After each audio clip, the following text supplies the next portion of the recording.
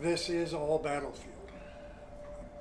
The small engine shop and where they're building the new school, that was where Bethesda Church itself sat, the namesake for these battles. That was a Confederate headquarters. Then about a mile to our northeast, there was the Via House, and that was a Union headquarters. So literally 1 mile apart, Union and Confederate headquarters. You're in the middle of no shitsville. So you have a huge number of regiments, companies, and battalions that move through here.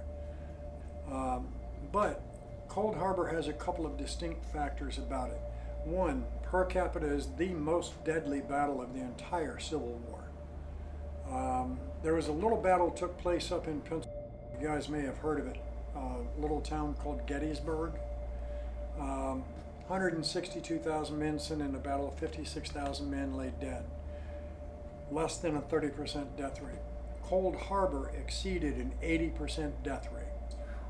Now the battles that took place here were literally the ignition point to Cold Harbor. They started here, finished there.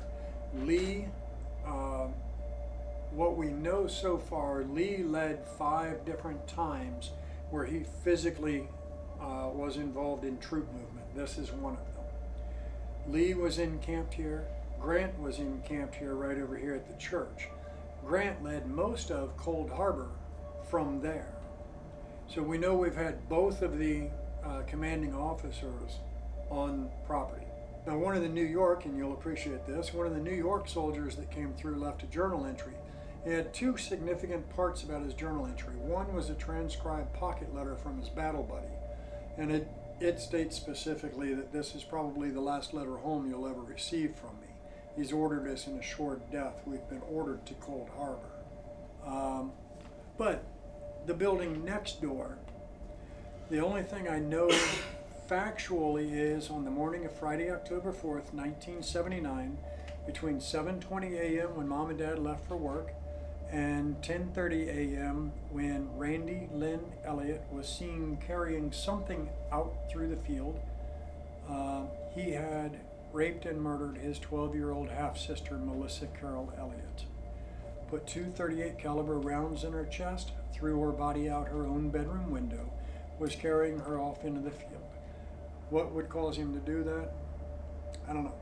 Now, at the same time, and I'm not being dismissive of the fact that he did this horrific act, I think what's in the basement next door played a little in his brain. So I'll give you the fair warning that I give every team that comes through.